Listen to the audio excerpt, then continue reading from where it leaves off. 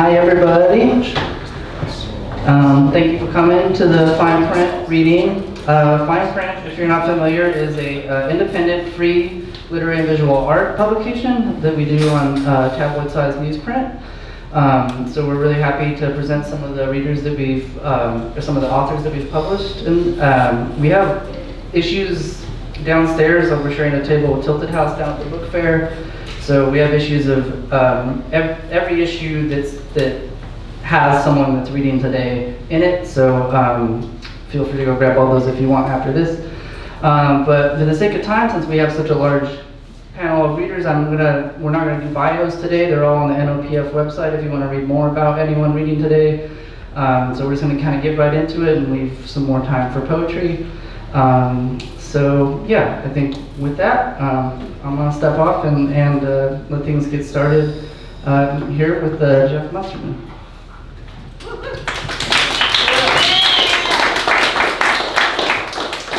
Do I need the mic? Whatever. Is it a recording thing? Yeah, we can hear you. It's got a good microphone. They can hear you without the mic. All right, then I'm not gonna use this. I kind of like the microphone. I feel like I'm about to interview, like Nick Bachman or something. So, I'm gonna read two poems, a shorter one and a slightly longer one, but leaving plenty of time for the other people who are reading. I'm very grateful to Fine Print once again for publishing my poem and having me here today. King Harvest has surely come. I am a union man, an elegant, elemental friendship that requires forearms thick with lactic acid and paid dues entitle you to any rhythm my stressed heart pumps.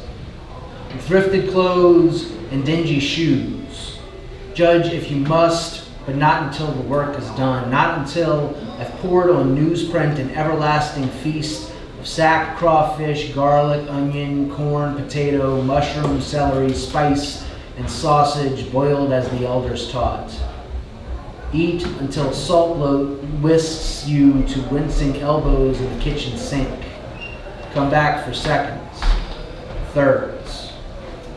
Whiskey past our lips, and we're solving global problems in a living room may as well be the Tom Waits fever dream of a moldy piano horseshoe burlesque where even the door hinges have ex-wives. Always, when we get like this, I can't decide whether you look like you want to slow dance and I oblige, or the must-press close of our body's magnetism summons excuses in whatever song comes on. The best way we knew to show our loves was saying no to grinding hips and moaning mouths, no to anything not pure tenderness. We both spared the other from discovering a conqueror in the afterglow. We each allowed the other space to conquer demons within us. It's how our love took root, laid flat like the slab that sturdy homes demand. If your body comes into question again, let's answer honest, because I should be clear. I want to chew your hip bone like a chair maiming pup. In easy ecstasy, I'll tell you yes. I'll paint the sunshine gold for you. Lick the solstice from your blushes.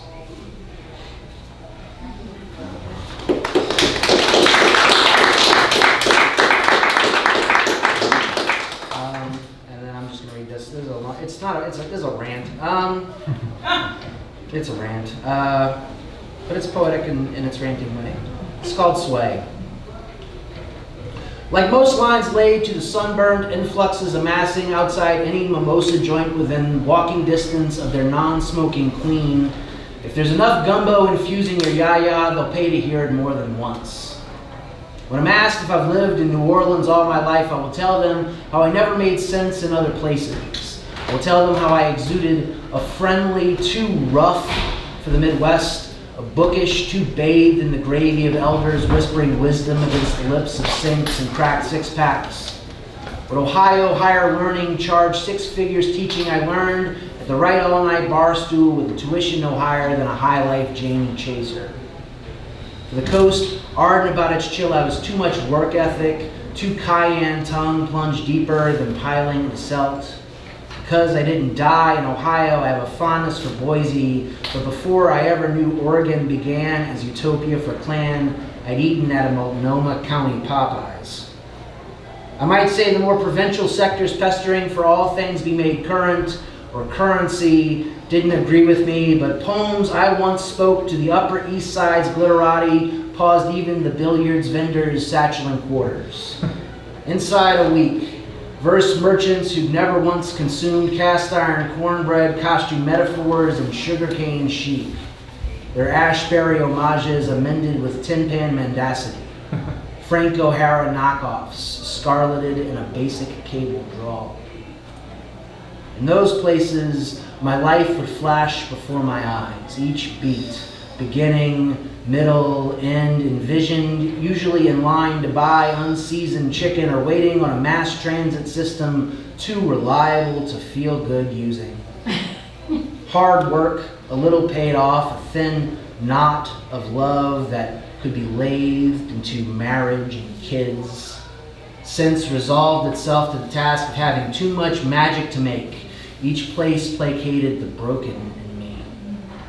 Oddness, couch, and verve curbed, I'd be given a slice of the pie, unchanging in flavor or shape. I'd feel my stomach absorb its sugar and nod contented approval to the crumbs with no hard roads left except the cultivating a quirk no quirkier than being the person at a job who collects Funkos, wears bow ties, or really likes polka dots.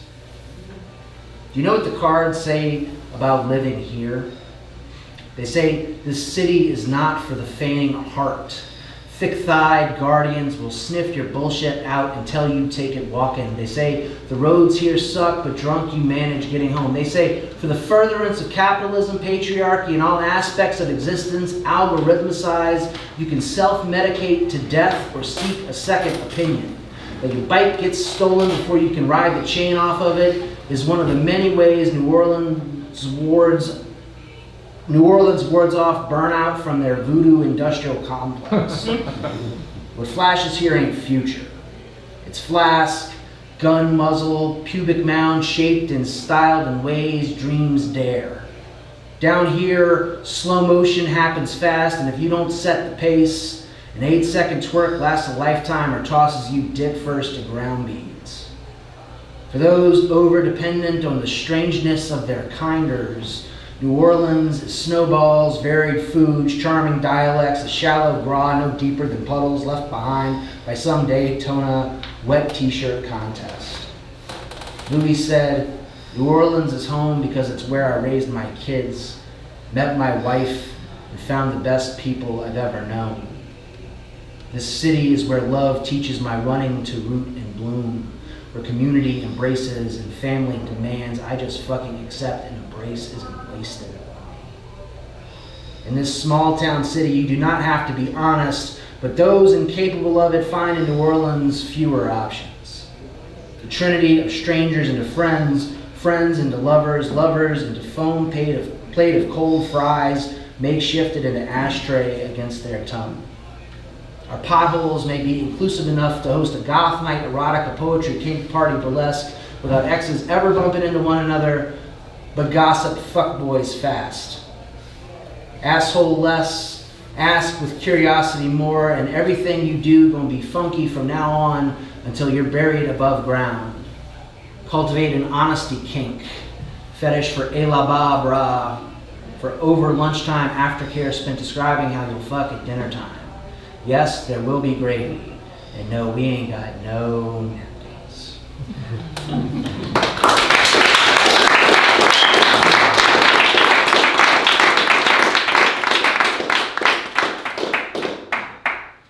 Caroline Ratch. The last time I used a microphone, I burst people's eardrums, so I'll try not to do that.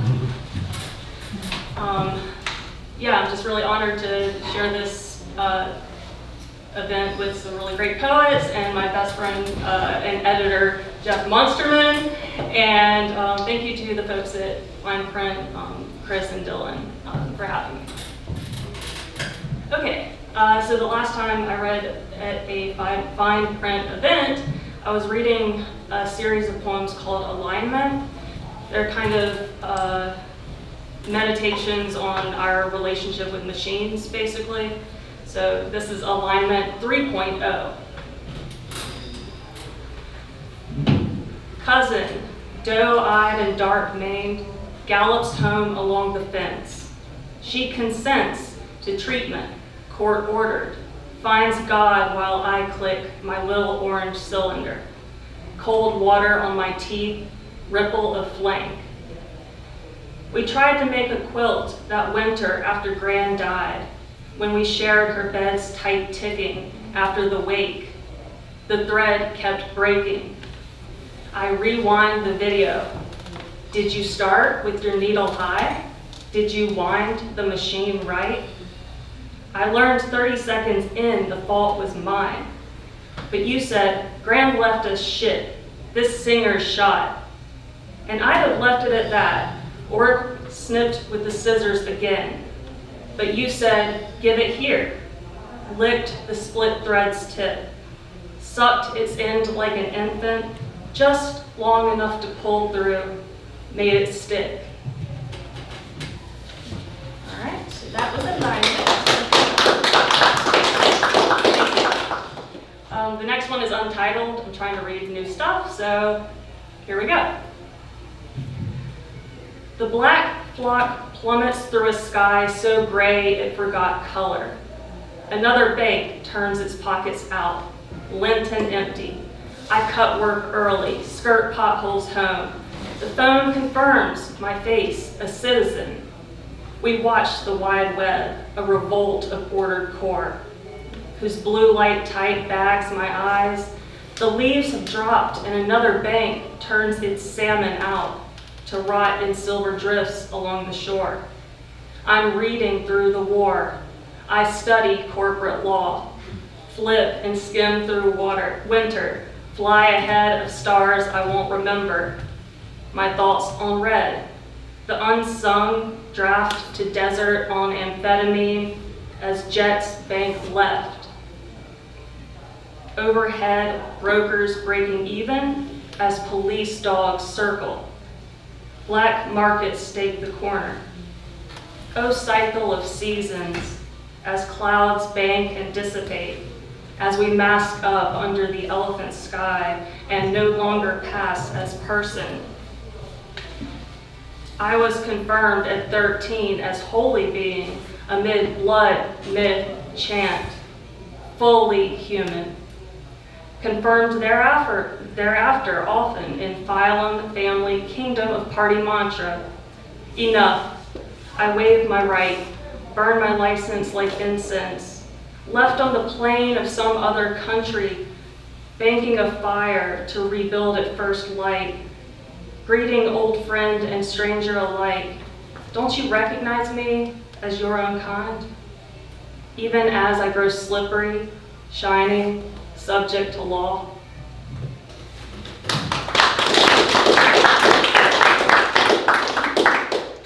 All right, I'll just read one more. I have 6 sonnets about birds. The birds were coming to our windows and eating the window, or not eating, excuse me. They were stealing the window screens to make their nest. So started riffing on that. So I'll read the one of the later ones in that collection. Oh, and eventually the birds and the humans change places. So that's going on. I perch on the useless power line. Excuse me, I perch on the useless power line. I perch on the useless power line where we relearn to feed, how to push the air beneath us, shoulder clear of purse strap, neck free of collar. One by one, we slip into the woods. You must go alone, 6 crows call, though you'll find your way again to one another soon, back into your home. If you go now, if you take less than you can carry. We return to ash and cracked pavement, fern and weed and lodgepole peeking through. Watch this spring's clutch in rows of Sharon as their mother husk and tongues a kernel. We too want so much from so little. Pick and press, soft thumbs to shell, suck seed, toss the rest. Thank you.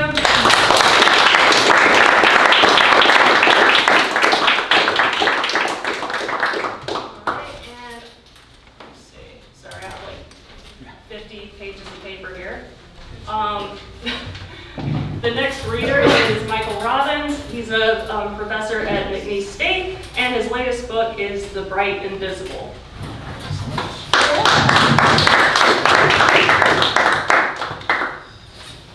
Thank you all for being here.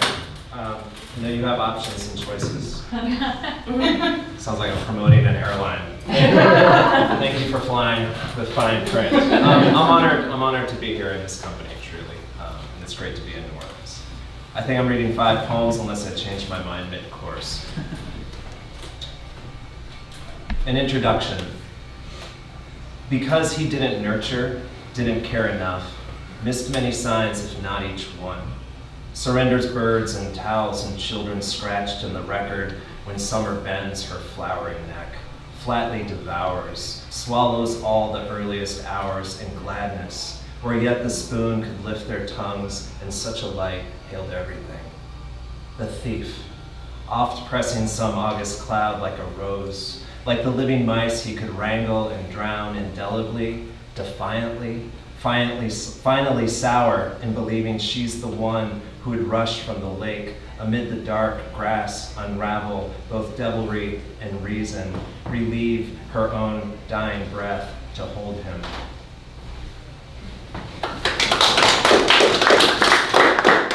Sorry, real quick before. Yeah. This system is kind of picking up some music and other things. Okay. You want to try to just do, you think I feel like y'all can hear it if I just turn? I feel like it's doing more bad than good. Yeah? Okay. So you turn your Swift out. Thank you. This is called The Gift. You'll open again the box, ribbon and tissue, and the necklace I knew you'd keep, or maybe out of the depths a plain, weightless stone. What matters here is the threshold, turning home and into that absolute need. Whose lunch is whose, whether the wash is full enough to run, and what else, asking like any good partner would, your ashes. The pitch dark urn, beaches and Bowie, and the sky sweeping our children both from their knees. The women who held up lavish plates of food, brightened rooms, who made our bed, and here, in the undying fable, the hook pits its eye, this silver chain, and my love grows like a mirror, the stranger who wrapped you in flame.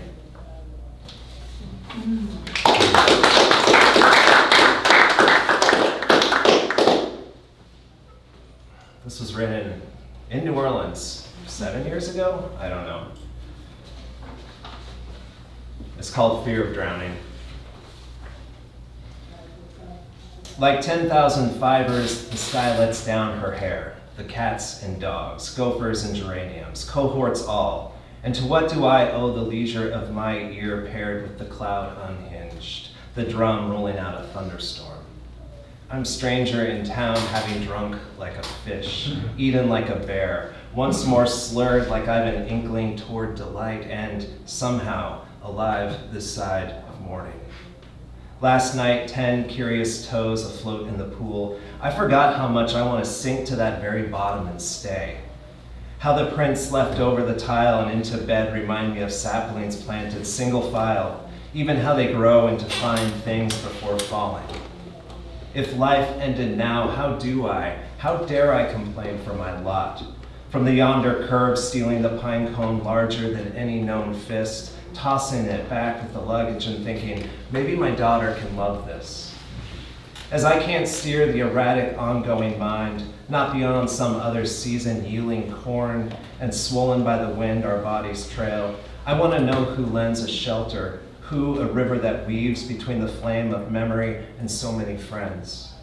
If life shudders, if it dreams, no hereafter for a muddled eye, then onward deep into the fountain, and me still believing it good, choosing how we shed this world.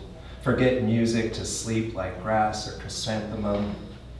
In a given day, you try finding a thing or two worth stopping for and do, despite holes shot through the scenery where not even one primrose resides. This is life, tattered and obscure, tempting the book closed, once guessing its end. In a straight path anyway, I release the umbrella and its faultless, dripping curves, blossom and shine, and where to go next after falling on a single, hopeful note, long as I can.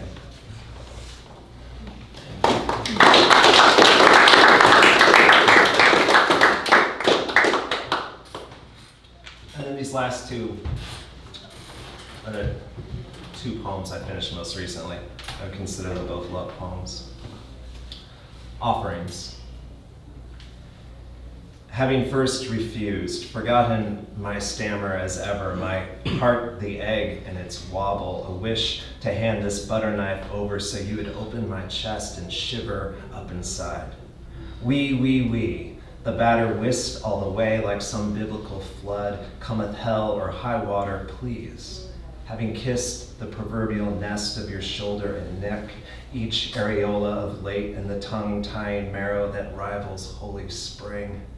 You, like the immortal cat, lift your bare foot, and here I quit my knees, the wayward broken flower pots to hold our endless, eager breath, to savor our little bowl of milk.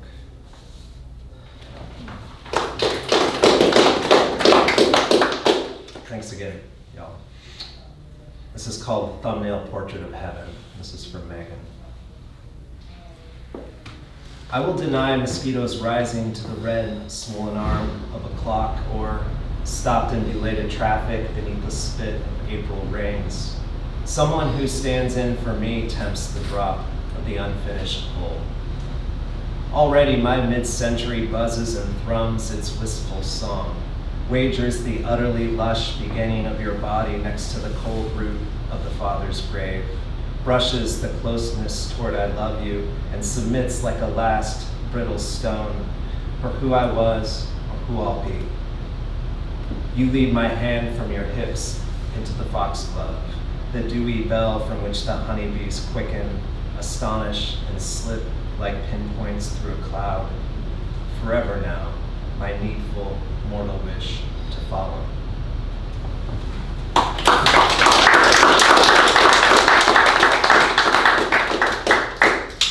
Up next, Janaka Stuckey. You got it. I got it.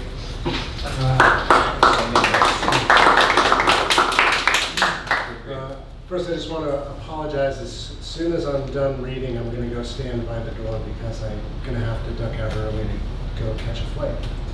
But thanks to Fine Print for soliciting poems. I never send work out, so I'm really only published through solicitations. So I'm always like really appreciative. I'm like, oh right, I should be publishing. On that note, these are all new poems. And most of them are very short, so don't feel like you need to plot between them. Prelude. Begin with death. In space, desiring self. Somewhere a great golden crown of candles burns in the black above us. Long stalactites of wax lowering their pale spills. You live in me and readily rise from the bottom of my night at my least word and flow in my saliva. Rise with the undefinable despair of one who has dreamed horrors you cannot remember. A tree on fire in the dark. A vessel empty of another's pleasure. If angels are the teeth of God, we are the tongue which sings and suffers between.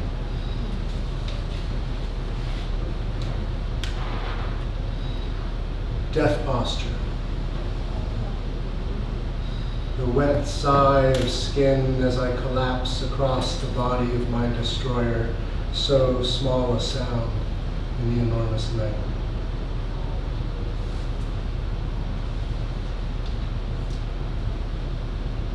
Death posture. Waking from my dream of you into the day's dream where you are not. I practice the patient and noble craft of the prisoner, which is to make something out of nothing. A mouth of dust singing of an impossible arrival. A tree of flame rising from the dirt to burn brightly in the world's dark air.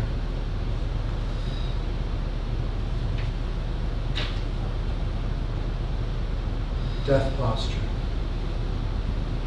The first synthesis is between lovers, when they are two but feel as one. The second is the same reply from the mystic to the divine. The third synthesis recognizes that even this is nothing. A stag at bay, turning upon the hounds. A pride of stance, a shaking of antlers. A hectic beauty struck with thorny splendor, head tilted like a sparrow's. Plumes of saffron smoke drifting out from the wound.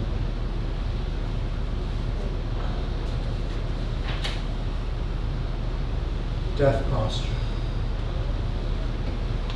Burgeoning the vast summer, I tremble in the long pearl which gleams between your amaranthine lips.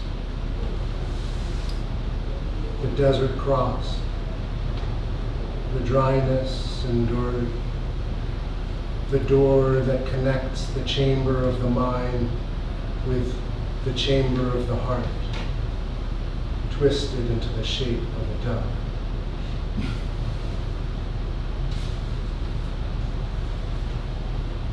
Death posture. Clouds moving swiftly across the slate-colored sky. The woof of wood smoke on a vagrant breeze. The violet light, calm and sweet. Somewhere within the vault of my bosom, a tiny bird begins to sing. I feel a love so universal, it draws into its fiery atmosphere all things, because they are all things. A ray of light pierces my chest like a slender spear.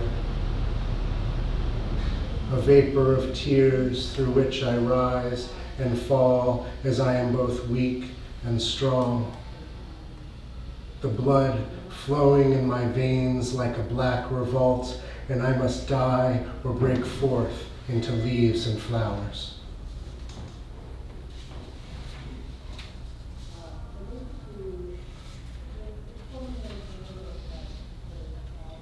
Death posture. All morning I walk, hillocks of pale hair among the elms. I walk, wishing to forget myself, to forget your iliac crest reflecting a streak of light. I walk, I dream my golden dream until the autumn sunlight gives way to a fast tattered sky, and the rain falls in a mass of darkness, and the bright bird that filled my breast is still singing, is still singing.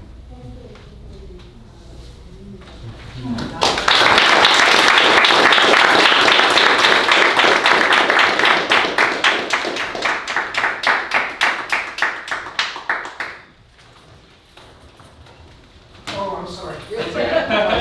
I wonder. Yes. So our next reader is Isaac George Morrison. Please give it up for Isaac. I'm gonna stand over here.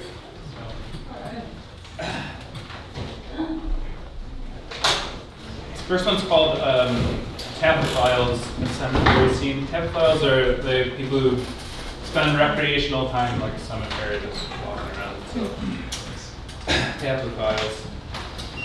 I walked through Graceland Cemetery with my friend who, when he dies, and we both hope the distant, invisible future, wants to be cremated with his favorite books.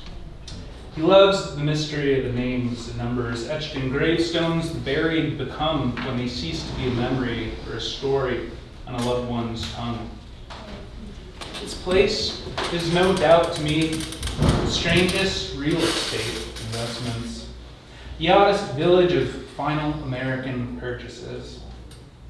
Look at that name, Corvus, in the stone like a marquee, slowly being assassinated by a rusty moss. Look at that name, Wait, as if the fear in the man in the eternal silence via large letters is yelled in minds of visitors. Look at the way the man named Brown makes one last lame joke when his estate paid to etch his name into that red boulder. Beyond the grass, patched with one or two names, a train enters the muffled highway hum that sounds to me like a lake toppling pretty standard waves. I think any second at the 10-foot grave, the heavily oxidized, once bronze sculpture set upon and backdropped by black granite will open its green sheened eyes to announce a vision of my death, which I wouldn't be into. The family is behind the grave, my friend says. And from the glimmer of my imagination, I see a fully alive assembly of relatives emerging from the grave covered in dirt and enthusiasm. Instead, the family is a long list of names that begins with the man who erected the grave, a man literally named Henry Graves, son of Dexter Graves, who arrived in Chicago in 1831 from Ashtabula, Ohio, on the Schooner Telegraph to receive the name Pioneer. Naturally, I think of my own death, which means thinking nothing. From that nothing grows a smooth stone nestled in a maintained grass in a world I no longer inhabit, where somewhere in a municipal building across my tax records, buried in the Excel spreadsheet of the afterlife, whizzes a cursor controlled by a hungover poli-sci major on whatever mission his internship sent him clicking through. My friend and I are then hired by the cemetery, based solely on our credentials of being alive, to build with our minds one staircase and one door for its old secrets to walk up and through. This next one, I'm going to read two more. This one's called Poem in Two Halves of One Winter. Poem in Two Halves of One Winter. First half. Nice work, neighbors. You all look so nice. All your hands hung in their respective gloves. What passes for parkas? You're all to me feather-filled bears. Thank you for only bumbling past me with a kind but tired sound and a momentary breath I can literally see. We're all on missions to dig from the plower's homemade banks Hyundai snowy sonatas, to optimize the hefting angle of the shovel, to bear the bread of cold nose as sharp as charming lasers, to prove to toddlers the world disappears below the snow they dreamed. You have shopped, and now you are no longer shopping. You are wondering if the dimmed down highway and the crackle of falling flakes are studies in the science of snow. Second half.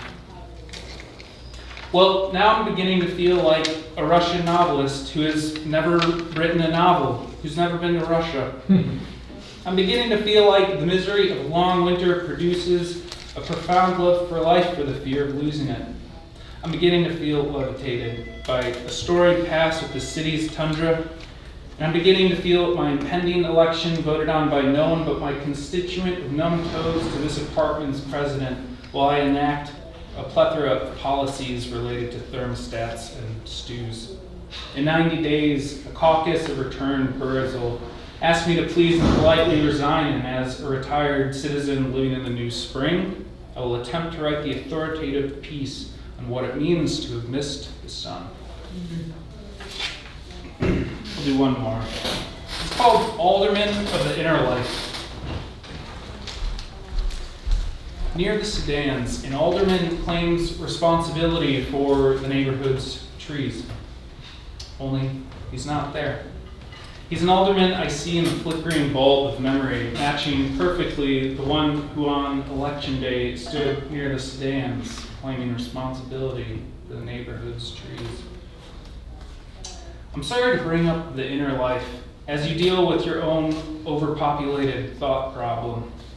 Lately, my personal aldermen have taken on as their civic duty legislation that prohibits more than 2 thoughts per day. I've yet to abide by the new laws. I cannot stop thinking of droves of nonsense with total lack of insight. My aldermen are in the politics of good intentions and marketable language in the lane of friendly, majestic dawns and new infrastructure agendas on building joy. There remain complaints about the older thoughts who linger in the shadowy alleyways of shame and ancient pain, emerging only to haunt dog parks and my amygdala.